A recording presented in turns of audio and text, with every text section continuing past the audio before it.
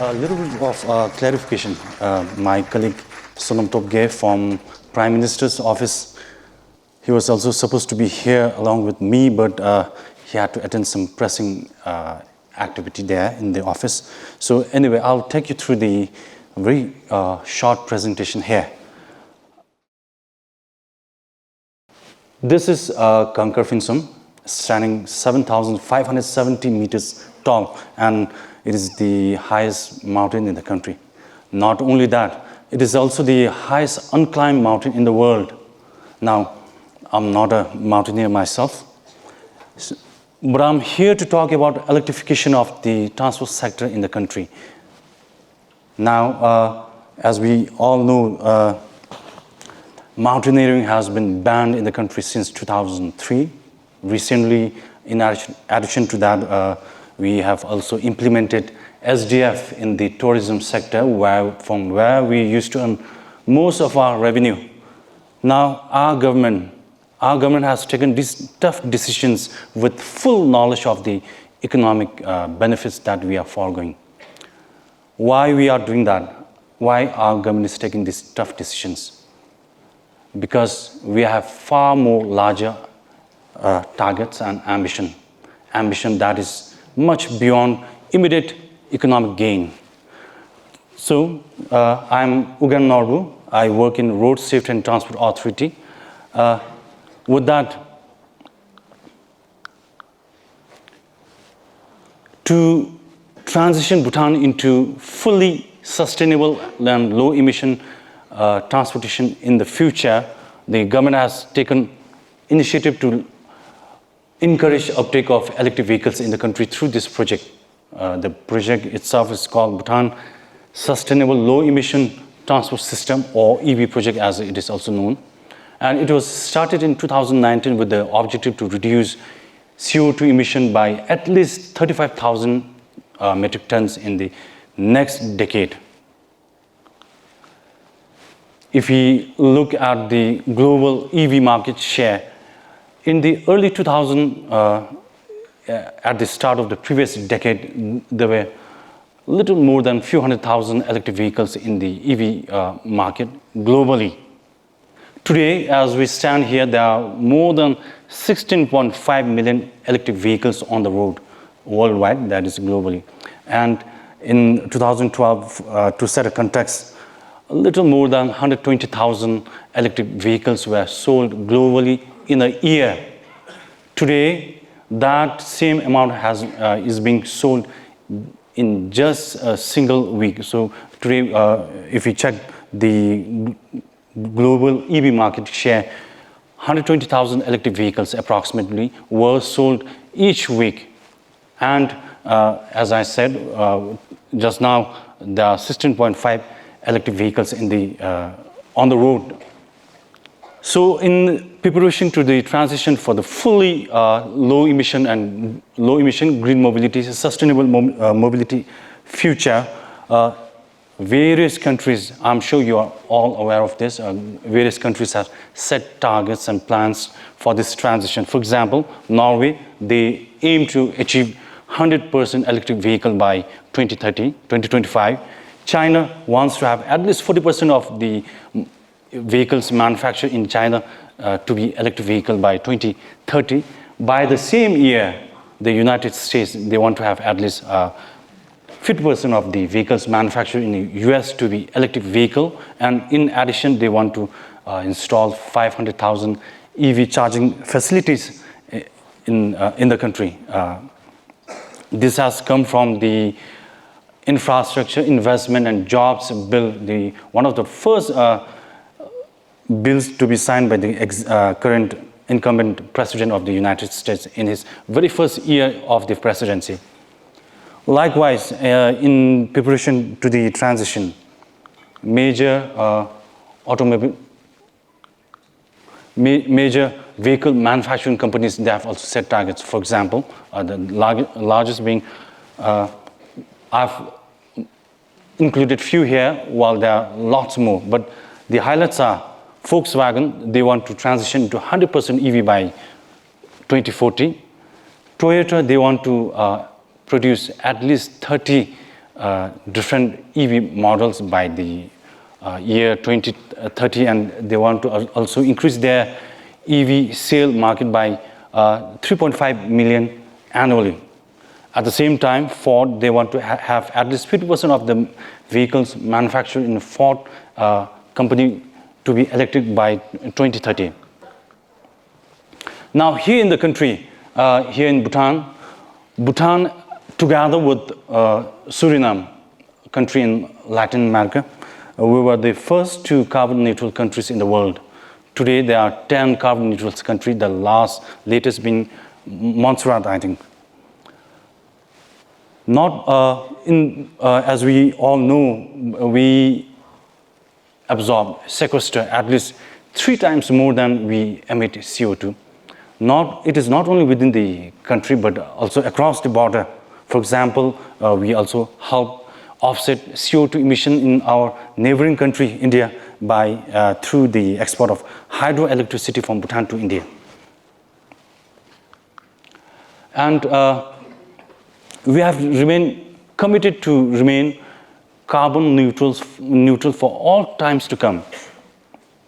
And as required by the Constitution of Kingdom of Bhutan, at least 60% of the country will remain under forest cover. And today, more than half of the country is under protected reserves and parks and biological corridor. This is the highest in Asia by percentage of area. And also we count ourselves among the top 10 biodiversity hotspots in the world. And now, why we want to go for EV in the future? The electric mobility is the future, but why? Because while we may be having adequate green and renewable source of energy, that is hydroelectricity, run of the water, while we may be having adequate hydroelectricity in the country, on the other hand, we are heavily dependent on import of fossil fuel.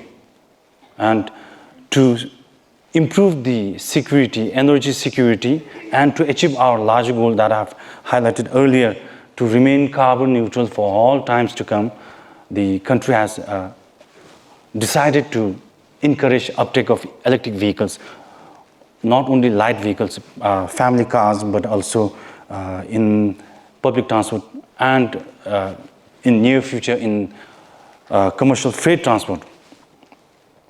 So the road towards green and sustainable mobility is understandably not without challenges. Currently, more than 60% of the greenhouse gas emission in the country is from the transport sector. And if you look at the trend, in the past 2 decades alone, in the past 20 years, and I'm sure lots of the colleagues here, they're approximately 20 years old or so. So in that time period, number of vehicles in the country, that is petrol or diesel-driven vehicles in the country, has increased almost 5 times in last 2 decades. And today, from 120,000 or so vehicles in the country, only 0.4% of the vehicle count it is electric vehicles. There are approximately 370 as we talk electric vehicles in the country. Some of the electric vehicles are in transit, but that is the number of electric vehicles registered and on road in the country as we speak here. And like I said, the transport sector, especially the transport sector, is heavily dependent upon the import of fossil fuel. So much so that 60% of the revenue we generate from the export of hydropower is deflected back by the import of fossil fuel from various countries. The perception study conducted by the EV project at the inception, 2019, has clearly highlighted 3 things. Number 1 being that potential EV owners and drivers, that is ourselves. There is potential EV owners and drivers, we do not know enough about electric vehicles. And our auto technicians, they do not have the skills to troubleshoot and do maintenance on electric vehicles. Number two is that electric vehicles are generally expensive. Number three is that there's no adequate charging facilities in the country, thus the charging anxiety. Now, to address all these three major issues and also other ancillary issues, the project has initiated several policy and policy interventions. Number one being that the EV project itself has been put under the office of the Prime Minister to enjoy the highest possible support and leadership. We also provide free charging to all electric vehicles in all public electric vehicle charging stations. Currently, there are 19 active EV charging stations in the country. My team and the office that I work for, we are currently constructing EV charging stations in the rest of the 14 Dzongkhas, because in the 6 western regions, we already have the charging facilities. While they may be not adequate, in the remaining 14, as we speak, my team and the project, we are establishing charging station in 14 eastern, central, and southern Dzongkhas. There's no tax levied on import of electric vehicles, not only electric vehicles, but also on the electric vehicle charging machines and the components. To set an example, the government has recently issued executive order to replace all retiring government vehicles to be replaced by electric vehicles. 300 of the retiring taxis and petrol and diesel driven taxis are replaced by electric vehicles. We have also provided a unique green license plate as well as zero emission stickers to the electric vehicle owners. Dedicated EV taxi counters has been provided in urban places, including our international airport. And for the sustainability and continued effort towards green transport, EV curriculum has been included in TTI institutes, technical training institutes in the country. And piloting soon, towards the end of this year, maybe towards November, December, we will be having the very first electric bus in Thimphu, the first electric bus in the country, which will operate as city bus.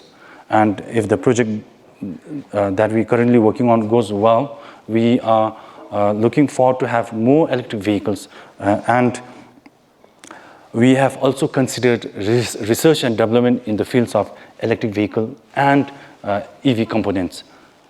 So now,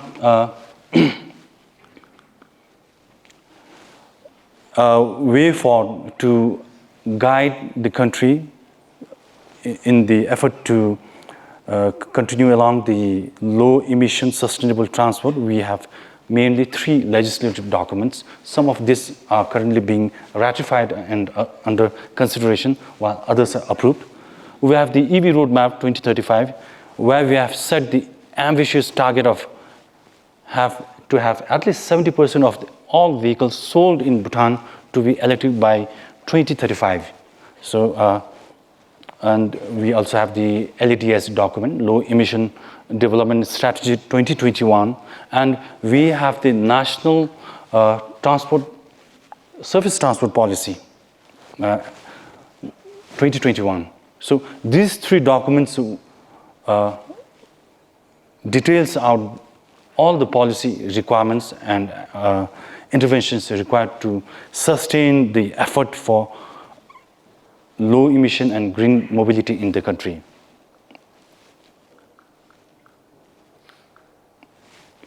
Above all, the EV initiative, what we have the most is that we enjoy the utmost unwavering political support. As you can see here, the Honorable Prime Minister, along with the opposition leader, they were caught off guard by a photographer while they are having an EV ride together. Now, of course, from this photograph, we cannot make out that the car the Prime Minister and opposition leader were in is an electric vehicle, but it's an electric vehicle, and this clearly demonstrates and shows the leadership support that we enjoy, especially the project office and the EV initiative that we enjoy. So thank you very much.